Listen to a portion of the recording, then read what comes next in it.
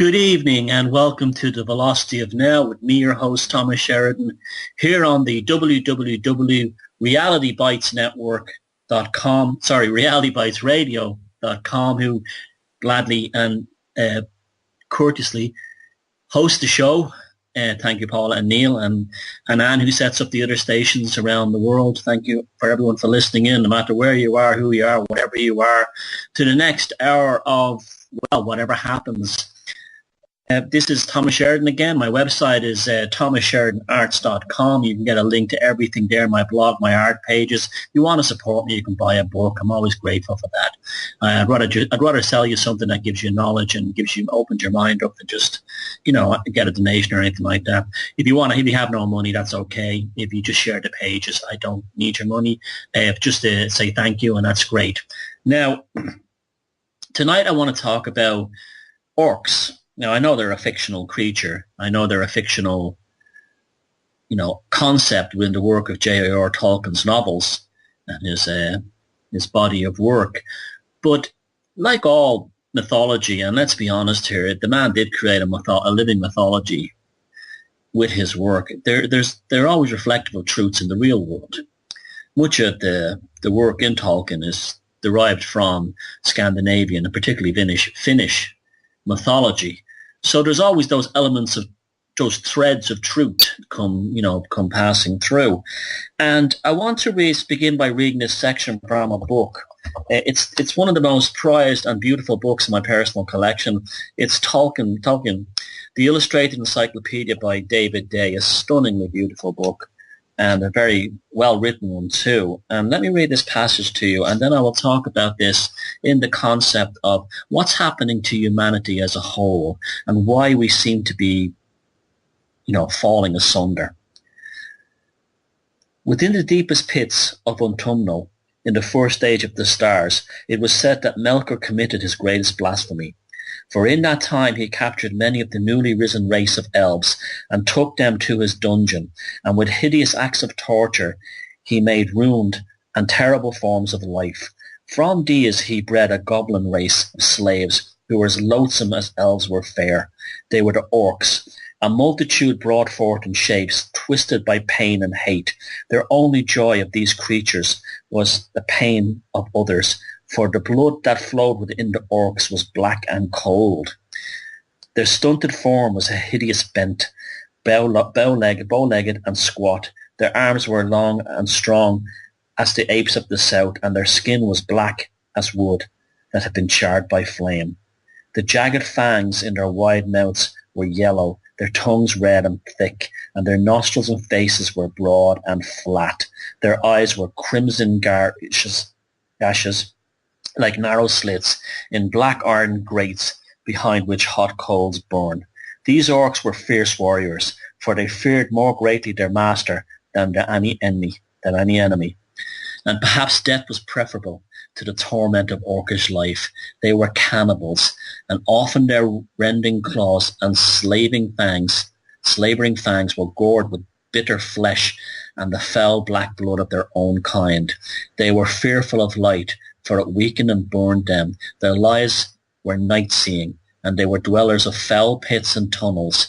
More quickly than any other being of Arda, their progeny came forth from the spawning pits. At the end of the first age of stars, when the war of powers in which the Valar came to Untumno and broke it open, they bound Melkor with a great chain and destroyed his servants in Untumno, and with them most of the orcs. In the ages that followed were the great migrations of the elves, and though orcs lived in dark places of Middle-earth, they did not appear openly, and the elven history spoke of the orcs not until the fourth age of stars. By this time the orcs had grown troublesome. Out of the Agband they came in armour of steel plate and beaked helmets of iron. They carried scimitars, poisoned daggers, arrows, and broad-headed swords. This brigand race, with wolves and werewolves, dared in the fourth age of stars to enter the realm of Beleriand, where the Sindarin kingdom of Melaran and Thingol stood.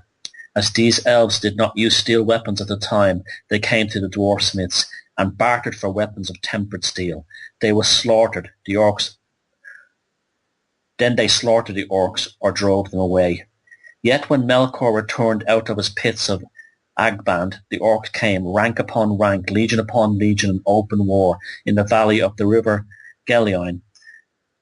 They were met by Thingol's grey elves and Denethor's green elves. In the first battle, the orcs were decimated. A second army of orcs arose and overran the western lands of Beleriand and besieged the Falas. But the cities of the Faltrim did not fall. So the second army of orcs joined the third army and marched north to Mithrin to slay the northern elves. But in the strength of the body of Noldor were far beyond the darkest dreams of the orcs. And though the Noldor king Fëanor was slain, the second and third armies of Melkor were entirely destroyed. When the first age of the sun began, the ambitions of the orcs were checked by the new light of the sun. Soon, however, under cover of darkness, orcs came in, yet another grand army. In the glorious battle, the orc legions were slaughtered again, yet Melkor's might grew, for by dark sorcery he bred more of the orc race, and also dragons, balrogs, trolls, and werewolves. When he deemed himself ready, the mighty host came into battle of the sudden flame, and the elven lords were defeated. At the time of Tol Siron fell, the kingdoms of Hithlum, Mithrin, Dot Lomarin, and Dotus Horonian were overrun. The battle of the unnumbered tears was fought, and the Eldons and Endarn were completely defeated. At the battle of Tum Halad, Nargothrond was sacked. Menegroth was twice overrun, and the grey elf lands were ruined. Finally, Gondolin and the hidden kingdoms fell, so Melkor's victory was complete. Yet the terror of that age finally came to an end, for the Valar and the Maiar and the Vanyar and the Noldor of Tirion all came out of the undying lands, and the great battle was joined. In it, Agband was destroyed, and all of Beleriand fell into the boiling sea. Melkor was cast out in the void for evermore. Still the orcs survived, for part of the race lay hidden in the fell dens beneath dark mountains and hills. There they bred. Eventually they came to Melkor's general Sauron, and he became their new master. They served Sauron well in the war of Sauron and the Elves, and in all his battles until the War of the Last Alliance, when the Second Age ended with the fall of Mordor and most of the orcish race again being exterminated. Yet in the Third Age of the Sun, those orcs hidden in dark and evil places lived on. Masterless, the orcs raided and ambushed for many centuries until the great evil eye, Sauron, reappeared. Their power first grew in Mirkwood, then in the Misty Mountains. In 1300, the Naguls reappeared in Mordor and the realm of Agmar in northern Erendor, and the orcs flocked to them. After 600 years of terror, Agmar fell, but the evil realm of Minas Morgul arose in Gondor, and there again the orcs increased. With those of Mirkwood and the Misty Mountains and Mordor for the next 1,000 years. In that time, Sauron made a new breed of greater orcs. In the year 2475, these creatures, the Uruk-hai, came out of Mordor and sacked Osgiliath, the greatest city of Gondor. They were orcs grown to the height of men, yet straight-limbed and strong. Though they were truly orcs, black-skinned, black-blooded, lynx-sized, fanged, and claw-handed, Uruk-hai did not fear sunlight. In the centuries that follows, the Uruk-hai and the lesser orcs made alliances with the Dundalings, the Balcots, and the Wain Raiders. The Haradim, the Easterlings of Rhûn, and the Corsairs of Umbar. In the year 1980, Moria was taken by the mighty Balrog demon. With him were the orcs of the Misty Mountains, who had come to inhabit the ancient dwarvish city, heaping contempt upon the dwarvish people and slaying whoever came near this ancient realm. Yet in the north, this was to be the undoing of the orcs, for the dwarves were so enraged that they cared not so not what they, for the orcs were so enraged they cared not at what cost they would have revenge. So it was in that from 2793 to 2799 there was waged a 7 years war of extermination called the Wars of the Dwarves and the Orcs. In the war, though it cost the Dwarves dearly, almost all the Orcs of the Misty Mountains were slain, and at the east gate of Moria the terrible battle of Azalum-Bazar was fought when the head of the Orc general, Azog, was impaled on a stake. In the year 2941, after the death of the dragon Smog, all the Orc warriors of Grundabad came to Eredbor, and the Battle of the Five Armies was fought beneath the lonely mountain. The Orcs were led by Bolog of the North, son of Azog, and he wished to have his vengeance upon the Dwarves, but all he achieved was his own death and that of all his warriors. In the War of the Ring, the last great conflict of the Third Age of the Sun, the Orcish legions fought everywhere, yet all was to be resolved in one last battle before the Black Gate. All the forces of Mordor gathered there at Sauron's command. They fell on the army of the captains of the West. However, at that very moment, the one ring of power which held all of Sauron's dark world in sway was destroyed. The mightiest servants of Sauron were consumed in fire. The Dark Lord became black smoke, dispelled by the west wind, and the orcs perished like straw before flame. Though some survived, they never again rose in great numbers, but dwindled and became a minor goblin folk, possessed of but a rumour of their ancient evil power. Now, why am I bringing this up again and talking about this in this way? Well, in many ways, I'm starting to see reality mirroring the story of the orcs within J.R. Tolkien's works. Every time beauty, creativity, and a shift in consciousness in a more enlightened sense happens in humanity, some of the people who are part of this evolution, they are captured by Dark Lords and they are made poisoned, and they become the orcs of the human world. They become orcificated, or orcicized, or whatever you want to say it, I want to put it, or orcish. You look at things like, say, the Russian Revolution. It initially started as people there, the serfs, lived in poverty. So most poor people supported that. They were being transformed from serfs into a better standard of person. So a kind of a rise of their own elvish being was taking place. But in stepped the Bolsheviks. And the Bolsheviks made the revolution corrupt and dark. And eventually the orcs took over. And that's what produced all these, crazy murderers and the NKPD. And this story has happened all through history.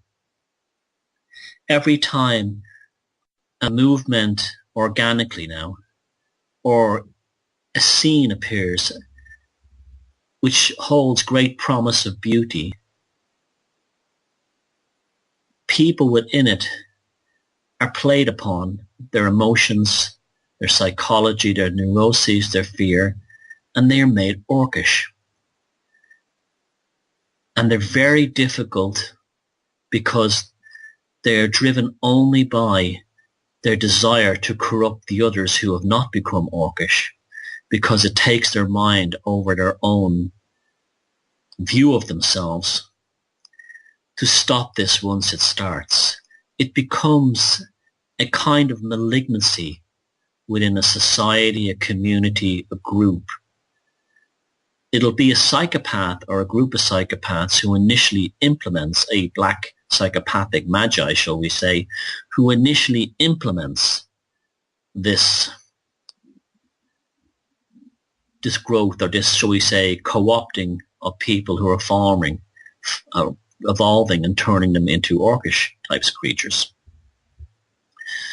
And then they become prisoners of their own, condition, knowing in their heart that there's no other way out. So what they do is they attack the ones who are not like this in order to grow their numbers. And the frightening thing is they sometimes do. I was watching the film, the old Vincent Price film, one of his better films, perhaps his best performance, Witchfinder General, which was made, I think, in around 66, 67 in England. And it's loosely based on the Puritan Witchfinder General, Matthew Hopkins, during the English Civil War. And it shows the same idea. You had genuine groups within England at that time, within the New Model Army, such as the Levellers, who produced the first ever basic document of human civil rights and fought under Oliver Cromwell, believing that they would bring England into a new age, a more enlightened, fair, kind and decent age. And that's why most of these men fought in the parliamentary forces in the New Model Army, the world's first professional army, and they formed the Levellers. But what happens was it was made orcish, because when you had the killing of Charles II, and I'm not taking sides in this, I'm just pointing out what happens, it creates a system of hate. It creates hate, and hate is a drug.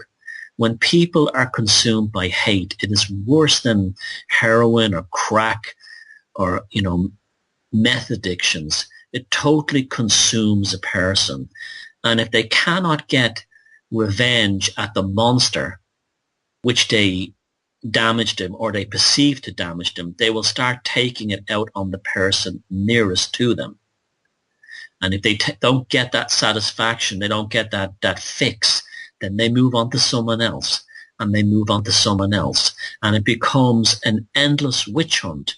And that's what that film was about, because of the failure of, as it was happening, the hopes and the realization of the English Civil War, that the Levellers were not going to get what they wanted, and Oliver Cromwell was a religious nutcase, that the Witchfinder generals step in and they start finding witches and torturing, murdering innocent people. Not only does the hate grow, but it also becomes profitable. You go into a community and you extort a kind of protection racket. Do not pick on our town. Burn the odd witch, but here's some money and feck off and leave us alone. And this is how the orcish powers grow within our world and in our society. I'm not going to spend too much time talking about what you call the sheeple. It's a term I don't like and I don't use. But if you look around you and you look at the websites, you see things, you see the behavior. Compare, I think Dick Dees or Richard Dees, wherever his name is, the guy who does those amazing illustrations.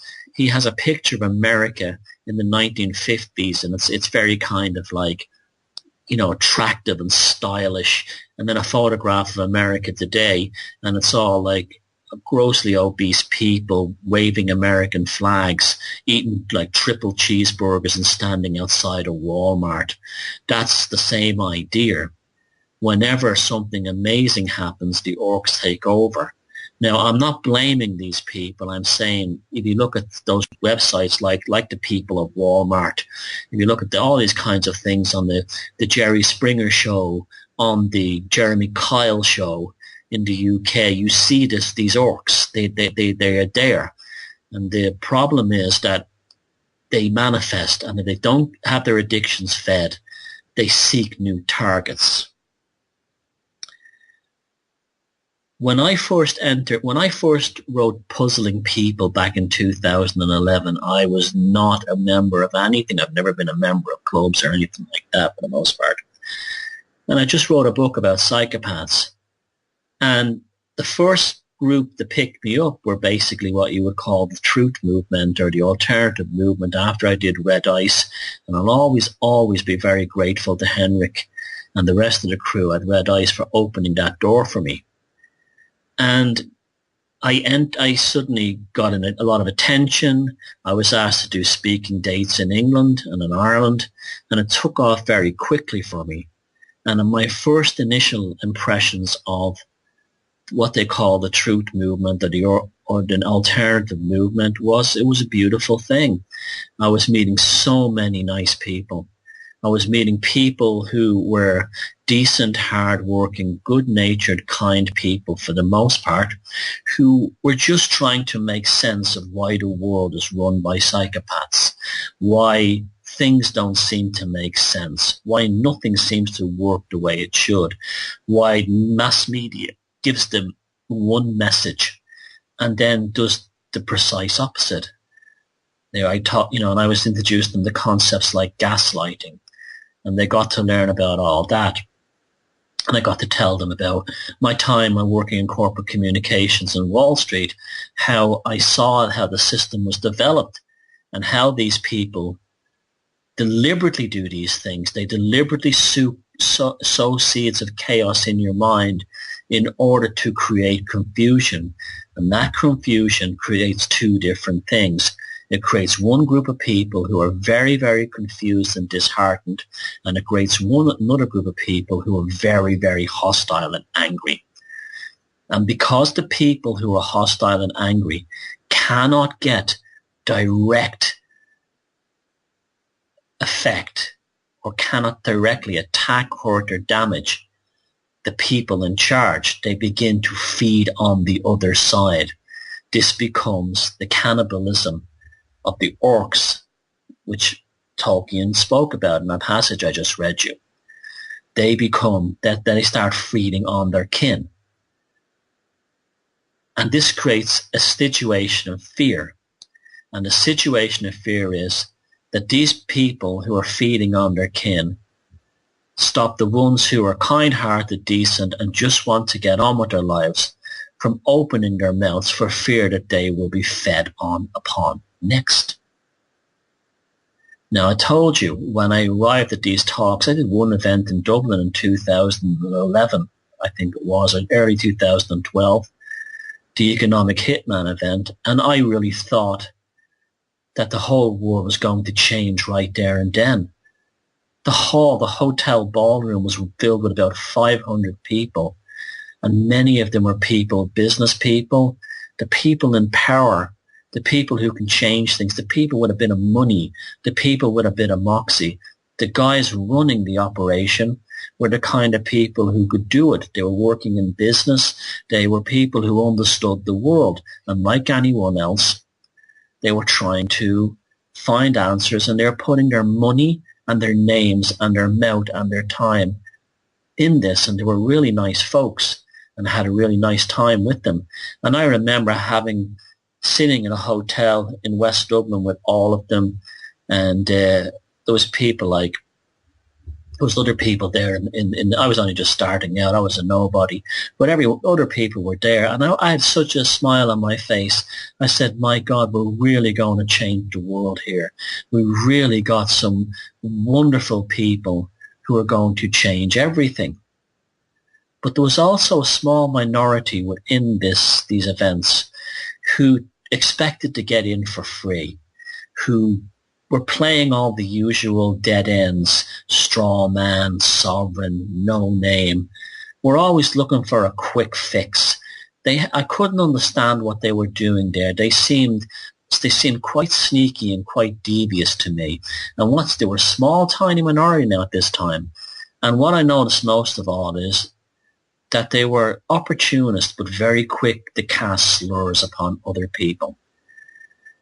And they would be the ones who would go to these events or not even go to them, but report about them or check them out, and then very viciously begin attacking the speakers at these events, which is probably fair game in terms of criticism, because you should always question who's standing on a stage giving orders. You should always ask questions about people who are put out there in the media, mainstream and otherwise. There's nothing wrong with that. But there seemed to be a specific viciousness who were very interested in people's personal lives. Now, when that had no effect, they then migrated and their numbers grew, because hate is like a drug, and junkies will always go where the biggest drugs are to be found. That's why you'll always have the junkies where drugs are. You will always have the haters where the hate is. And so they started picking on the speakers at first. When they got no satisfaction there, then they began picking on the organizers,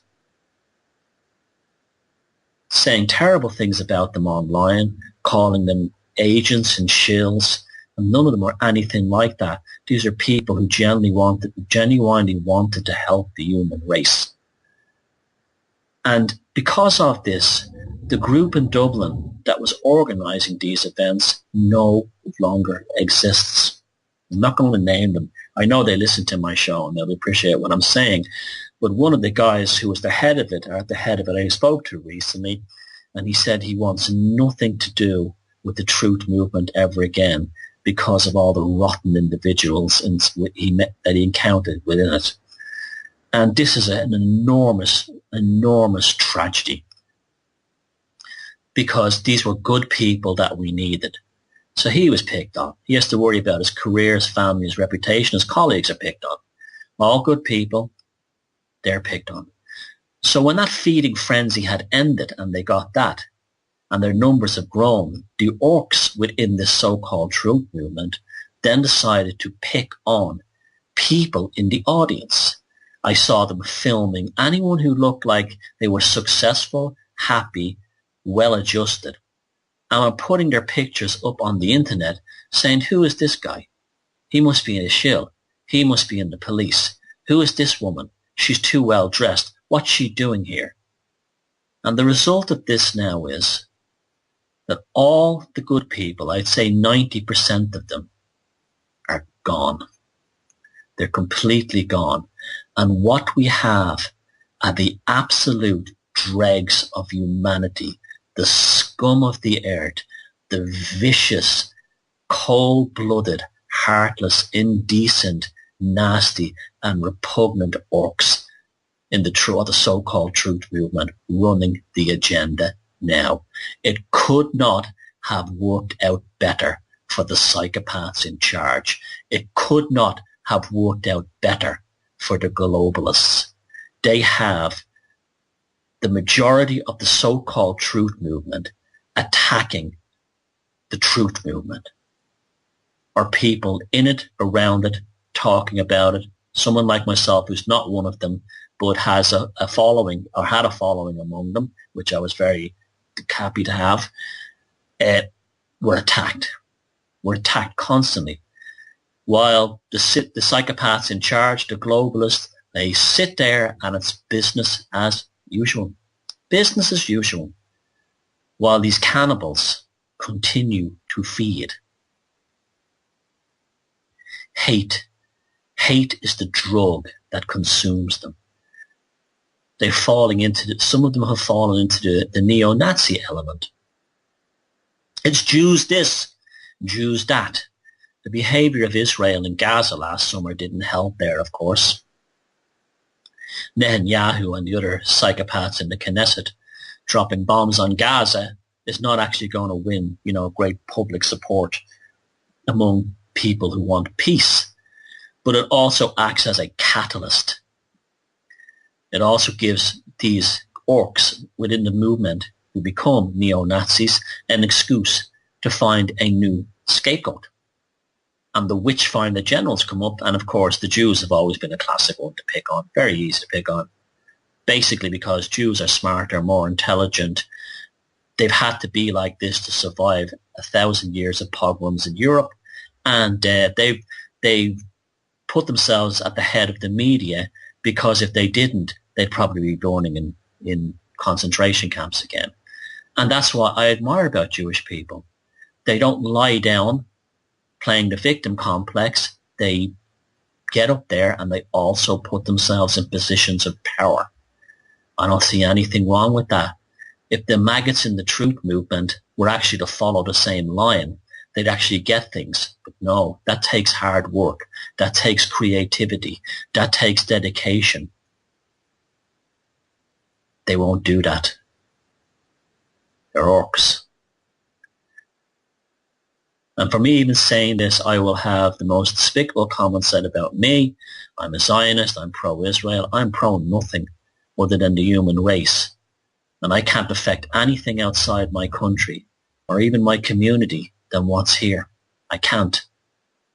So I'm not interested in what goes on in the Middle East, other than I'm disgusted when innocent people of both sides are killed. I make no apology for this.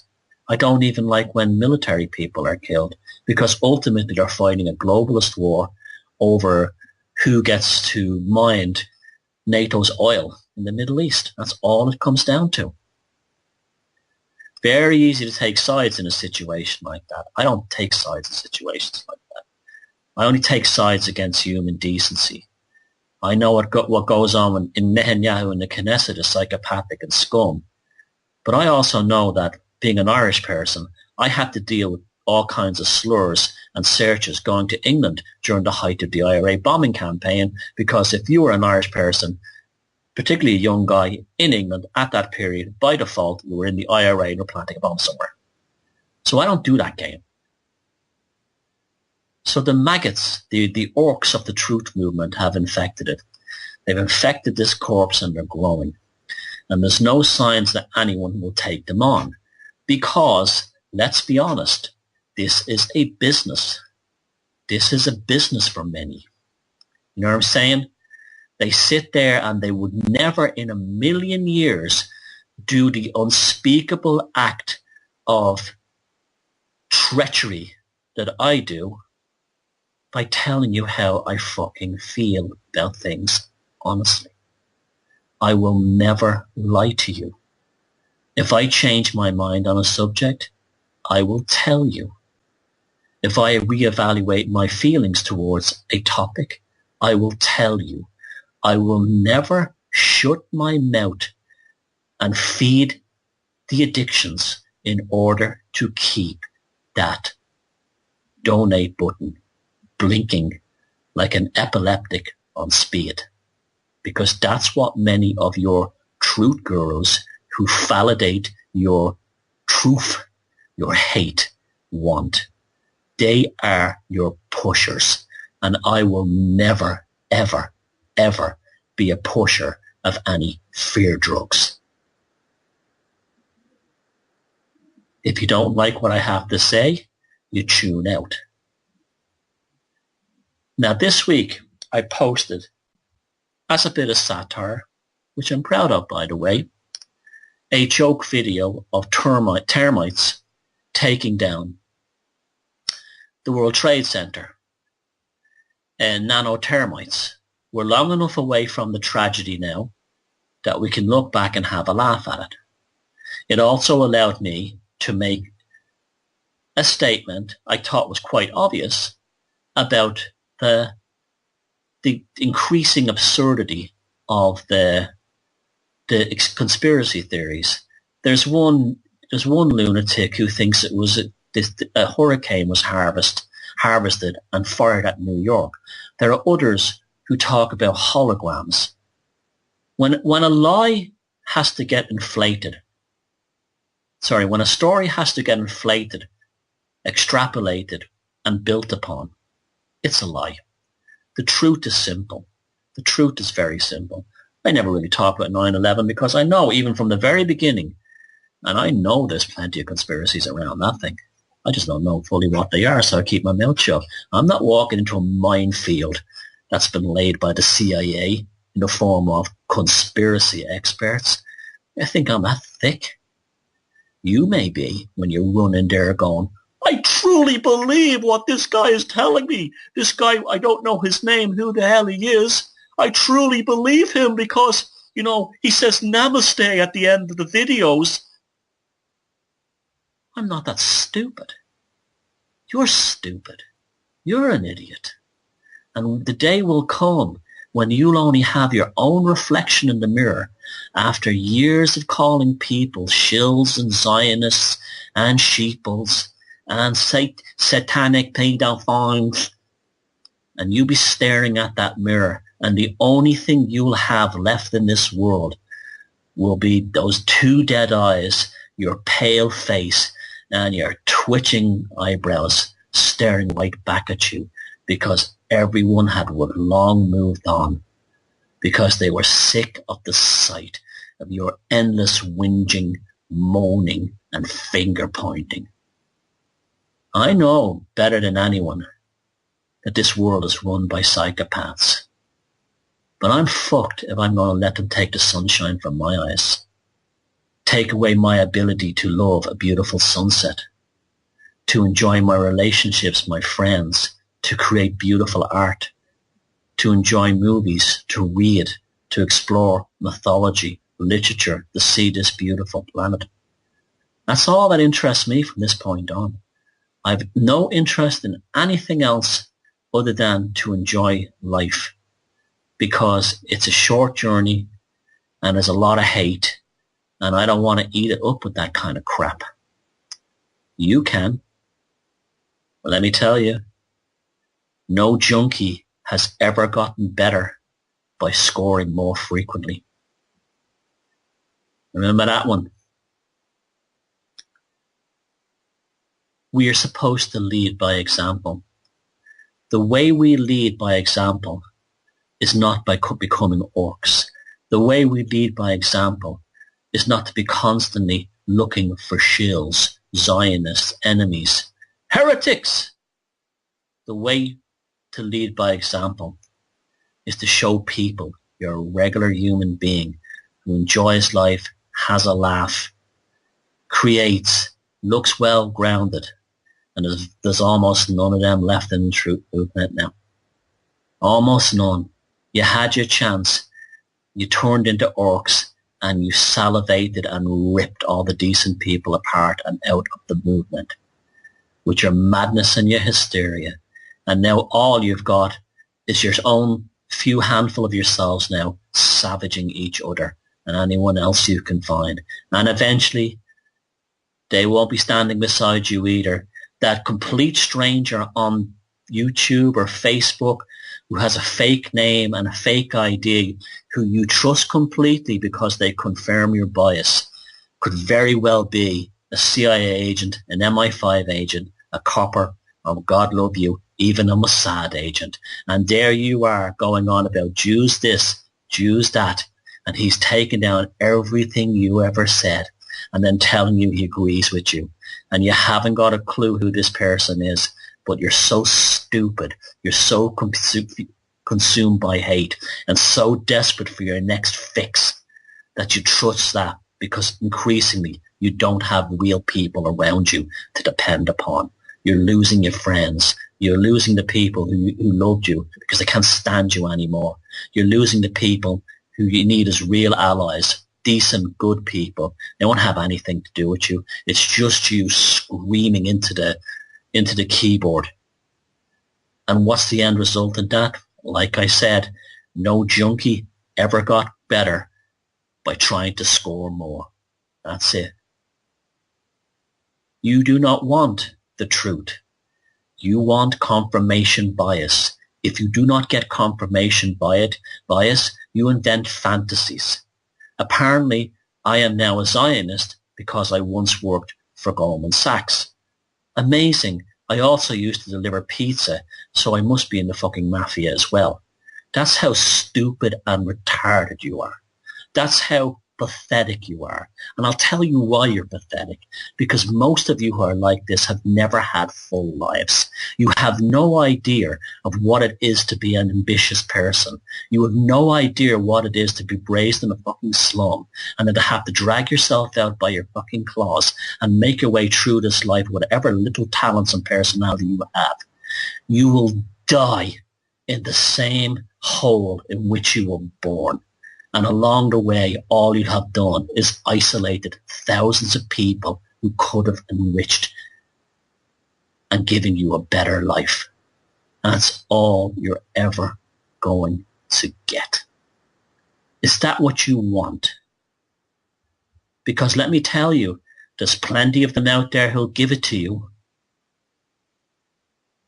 Well, I'm George this, that, or the other from theearthisflat.com, and I'm going to present evidence that the earth is flat.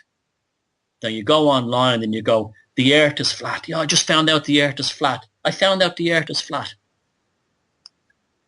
if your truth gurus, if these people you look up to were actually standing for truth, they would say, hold on a second. You're fucking delusional. I can only think of myself and Niall Murphy who've come out and made a point of this. And of course, both of us have been attacked by your heroes who know you're a nut job, who know you've lost your mind. They know you're psychotic. But unlike me, people like myself and Paul, they're not going to come, not Paul, Niall, they're not going to come out and say to you, hold on a second, you look like a nutcase. No, they're going to either say nothing or they'll go, how interesting. Donate button, click, click, click, click, click, click, click, click, click, click. Yeah, the donate button, click, click, click, click, click, is flying.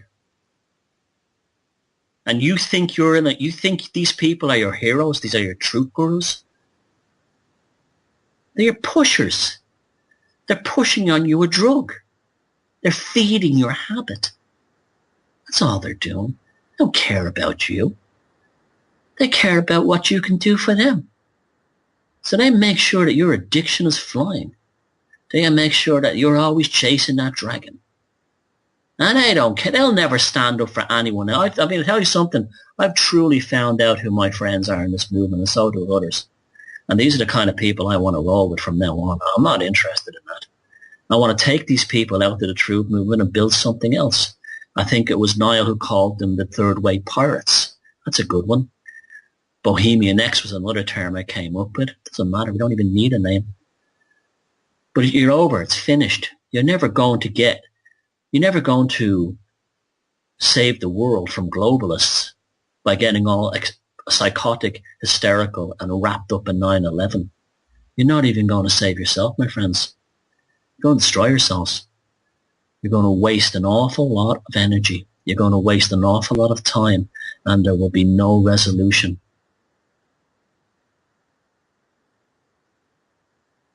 I have been a ardent, very proud, and very intensive conspiracy theorist since the day I finished reading the book In God's Name by David Yallop back in the 1980s. That book changed my life. I am a conspiracy theorist. I am very much interested in and want to explore conspiracy theory. But that's not the same thing as believing in conspiracy theory. Just because I go in and look at something doesn't mean I have to automatically believe it. And I'm certainly not going to believe it to keep a donate button going. I don't play that game. I look at all conspiracies. I look at them all without emotion, without hysteria, and I certainly don't go by videos. They'll go, inside job, or false flag, or crisis actor, Illuminati 666. I don't do that. I don't do that crap. I don't do things. I go back and I look at both sides of the argument. The official and the alternative. I think about it. I let it stew in my mind. I take several times to think about it, and then I say, it doesn't look like a false flag to me. Like Charlie Hebdo in Paris. It didn't look like it. It was all hinged on the assumption that this guy's head should have exploded when the bullet hit him. The bullet from the AK-47 clearly missed the guy's head. You can see it hitting the sidewalk. But that didn't matter. Pictures of people in terror or cops that had just been shot phoning their families or for backup are suddenly taking selfies.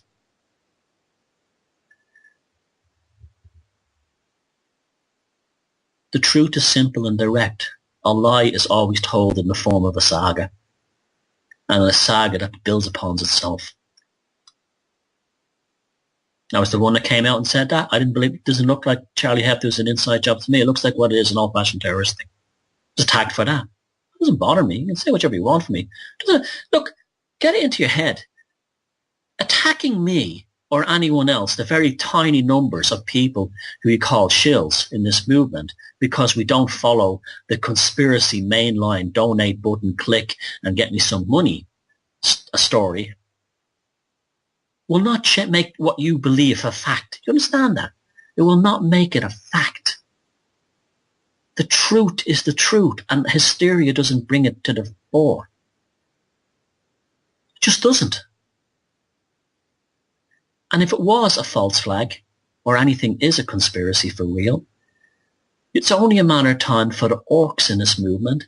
They start savaging the people who are looking at it objectively, because they're not looking at it hysterically enough, or viciously, or making fools of themselves enough. That's why I think a lot of these types are also, if they're not agents themselves, they're being groomed by agents who are feeding their psychosis. It really is that simple. There are websites run by lunatics who talk to, there are alternative news websites run by lunatic criminals on the run who have unbiased opinion written on it. This is what we're up against. I watched the documentary last night, Going Clear, about Scientology. And it actually made me cry, because what I saw was that truth movement. And I especially saw and felt a great deal of sympathy for John Travolta, who I just thought was just another idiot Scientologist. And it turns out that when he was a young guy, an emerging elf, should we say, starting out in acting, the orcs of Scientology got to him early on, and clearly got what all cults want from people, dirt. They look for dirt, and they got some pretty juicy dirt from poor John Travolta, and they've kept him a prisoner of that cult ever since. And the reason why he hasn't come out has been quite frightening, because look, this guy's lost a child and everything. But at one point, he rescued a woman and a child from Scientology who were being abused in the cult. But he couldn't leave because they had dirt on him, because like all cults, you're expected to confess at the beginning. And he confessed something that he can't take back. Tom Cruise, on the other hand, is just a piece of shit psychotic. I have no time for him. But poor John Travolta, in many ways, represents the people that were at the start of that so-called truth movement, the ones that I'd met at those early events. Good-hearted, decent, honest people who wanted to do the right thing, but the orcs of the so-called truth movement got dirt on them. And the dirt could be little more than taking a photograph of him, putting it up online and saying, "Who is this shill?" And then the other orcs come scuttering in for their hate fix. Another fix, chasing that truth dragon. You think that's a decent way to behave? You think that's normal? You think that's going to win you any happiness in this life? Let's talk about Charlie Veitch for a second. Charlie Veitch was the Jesus Christ of the truth movement for two reasons. One, Charlie Veitch coveted fame, and two, you gave it to him. You needed a Jesus. You needed a truth leader. You needed that. You craved it. You wanted it, because it took power away from it. It took it took the need for you to have power in yourself away from yourself. You have to have your gurus, because you can't lead yourself. And when he betrayed you by saying he no longer believed, and I'm saying he's a dodgy character. If there's one person who probably is an absolute crisis actor, we can prove it with him with that early Goldman Sachs video, or wherever he was, not Goldman Sachs, whatever bank, where he's actually putting down the revolution, as he calls it. He's probably a prototype for Russell Brand, for all we know, an experimental prototype. But when he did that, I was shocked by the level of hatred towards him, because these people, like the orcs, were not particularly hating Charlie Veitch. They were hating themselves for being so stupid, for being led by him, because they handed over their power. You let that one sink in. And it went so psychotic and depraved. They were saying disgusting things about his baby, his girlfriend's baby when she was born, an innocent child. Motherfuckers who call themselves spiritual, truthers, not sheeple, saying the most depraved thing about an unborn baby in a woman's womb, all for their 9/11 obsession. Are you proud to be part of something like that? I wouldn't be. And then people wonder how a lot of them ended up supporting the Nazis, are now neo-Nazi groups. A junkie never gets better by seeking more and more fixes. A junkie only dies alone, in squalor, in a slum somewhere, staring at their own reflection in a mirror.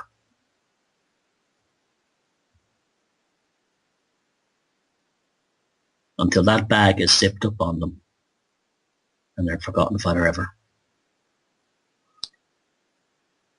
In the film Enter the Dragon with Bruce Lee, there's a pivotal scene in the film that is by that amazing man from Hong Kong, philosopher, actor, martial arts genius, where he's in a hall of mirrors and he's trying to determine where his adversary is, who has a claw he's slashing him with. He cannot tell which is the reflection and which is the real adversary, until he realizes that the real battle is not between him and the bad guy, but it's finding the demarcation line between where Bruce Lee ends and his adversary begins. And the only way he can do that is by smashing the mirror and emerging from the inside of himself. And that's what's wrong with you. You're all in a hall of mirrors. You've created imaginary adversaries, and you don't know, and you're determined not to know, who are the real adversaries and who are the imaginary reflections of adversaries. And you will not break that mirror because you still haven't got the guts to look in that mirror and look at your own reflection honestly. Because if you did, if you looked at your reflection honestly, if you looked at why you have this need to rout out shills, Jews, Zionists, satanic pedophile baby eaters everywhere. If you looked at that and began to realize that you are like this because you have not worked on yourself, the first thing you would do would be look at your own reflection in that mirror, put your fist right through it, smash it to 1,000 pieces, and then begin to emerge spiritually, psychologically, mythologically, and independently, and with human decency from within inside yourself. But you won't do that because it's easier to chase the phantoms on the mirror like a line of junkies' coke across a mirror. You don't want to evolve. You don't want to create. You don't want to be original. You don't have the guts to do it. You're impotent. You're sad. You're alone. You are dead. You are an orc. I don't want you like this. I want you to be a good person. I want you to be my friend. I want you to join me on this magical journey through life. This magical journey of discovery wonder, disappointment, failure, heartbreak, love, misery, creativity, adventure, and joy. I want you onside me. I want you there with me. I want to be there with you. I want us all to be mates. I always want us all to sit down and have a pint, have a laugh, take the piss out of each other. You're not going to be able to do that, my friend, in a room with a mirror and only your toxic reflection and imaginary phantoms looking at you. I want you here. I want you to be with us. I don't want to lead you. I want to be beside you. That's all I want. I ask nothing from you. It's really that simple. We all need friends. And the more friends we have, the happier we have. The more happier we are, the better we look to other people because we're not attacking each other. When we're not attacking each other, we have confidence. Then we bring in the people that we need on our side. Then the globalists get really worried when they see happy, smiling people, well-adjusted, having a laugh, having a drink, not taking them too seriously, but very well aware that the world is run by psychopaths, and more importantly, not allowing themselves to be placed in a state of fear, paranoia, vindictiveness, and witchfinder general by it. And that's all I have to say. Break this mirror and emerge from within and stop being an orc, because there's no ever escaping that once it gets too far. If you really stand for the truth, you stand for flexibility of your opinions of others, because being wrong about something is wisdom, because it teaches you, and you learn how to be better and not make those mistakes again. Being in a state of denial that you could ever be wrong and dogmatic only makes you an orc. You deserve better. Stop being an orc. This is Thomas Sheridan. Thank you for the past hour on the Velocity of Now here on realitybytesradio.com and other stations around the world. www.thomassheridanarts.com, and feck 'em if they can't take a joke. Good night.